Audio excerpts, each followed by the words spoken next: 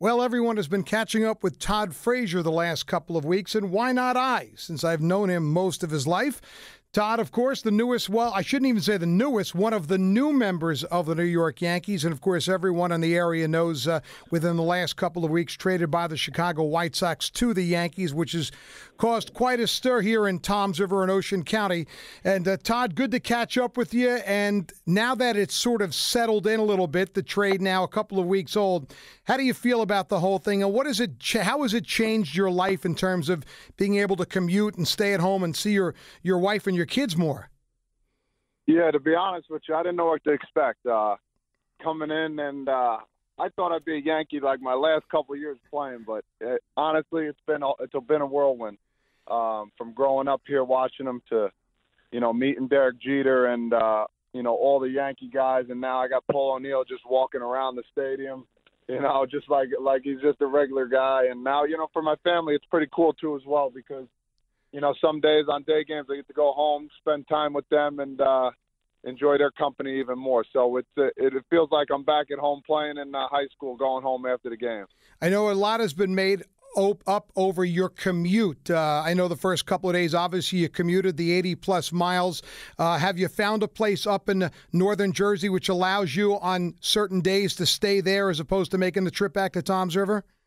Yeah, like days like when there's back-to-back games or, night game after night game. If there's a day game, I'm going to go home. So I've done it twice already.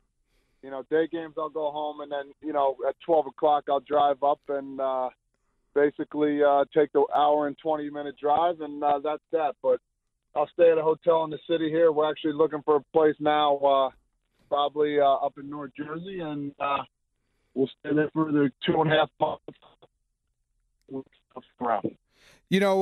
I think so much was made more of the non-baseball end than the baseball end when you made the move here. The whole idea, family and friends could see and stuff like that. Is the baseball part now settling in? You've got adjusted to your new teammates. Do you feel like you've kind of found your footing with that? Yeah, without a doubt. They welcome me with open arms.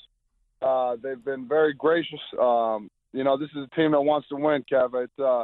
It's a team that, has the ability. I mean, we just signed Jaime Garcia and Sonny Gray, which I know really well. And I think Sonny Gray was the number one pitcher out there, to be honest with you, him and Yu Darvish. And, Brian Cashman's done a really great job of picking up these guys. And we got a great opportunity here in New York, and I couldn't be happier. It's been an interesting season for you from Todd. I don't know if a lot of people know you came out of spring training. You were not 100% healthy. You battled a little bit of a virus early in the year. I know you lost a lot of weight, and you got off to a slow start. You kind of found your stride around June 1st. Things started falling into place. And then, of course, this crazy deal where you were on the road. You went from Chicago, and then you had to go out to Seattle and all that. You kind of feel like your best baseball is left in these final couple of months? I do. I think year coming off of I think second half of last year was my best second half I've had, and I do. I got more in the tank, and I understand I had some ups and downs and a little more downs going on, especially in spring training. I had an oblique injury. I hurt my hand. The story keep going, but that's what happens. As time goes, some injuries are going to happen, and you just got to deal with it. And I think, for me, I think I have a great opportunity. I think my body is where it needs to be, and I'm pretty healthy right now. So I'm excited, and I'm ready to get going. If I can produce, do something good at, one or two things a day, like yesterday, 2 RBIs and, help the team win, I think we're going to be better off. It don't matter where you hit in this lineup, man. It's a pretty good lineup up and down. I was going to say, also, you don't have to be the guy. You can be one of the guys, a little less pressure, batting a little lower in the lineup, and knowing there are guys in front of you who can really deliver. Yeah, without a doubt. And, just to have, you go from top to bottom. With Brett Gardner having a heck of a year. Then we got Sanchez and Judge. And then me and Chase Headley at the bottom of the lineup. I mean, to be honest with you, we got a lot of 3, 4, 5 hitters from 1 through 9. And, we're just starting to get hot. Like yesterday, we didn't start Didi Gregorius or Brett Gardner, and we still got 7 runs on the board. So it goes to show you what type of team we have. And then you look at the bullpen. I mean, these starters just have to pretty much go 5 or 6 innings, and it's pretty much lights out from there. It's also got to be exciting, Todd, to be in a pennant race. You didn't have that in your 2 years in Chicago, and I know you had that the 1 year in Cincinnati where it was pennant baseball, but it's got to be fun now. We hit August to know that every game from now on out really does mean something. Yeah, it's been at least 3 years, 3.5, 4 years now that, I'm playing for something. And it feels like a new season, to be honest with you. Some of the younger guys asked me when I was with the White Sox, how's playoff baseball? I said, man, I just hope you get a chance to experience. I know Adam Dunn had one game. I think it was in a wild card game. He ever got to experience it. But it's a totally different story, and now it's even greater now in New York. I know you've been to some of these games here, and I've been to a couple in the playoffs. Every pitch is crazy, and like I said, we just have a really good opportunity, and we're playing for something now. So it's time. It's time to show your guns now. Let's go.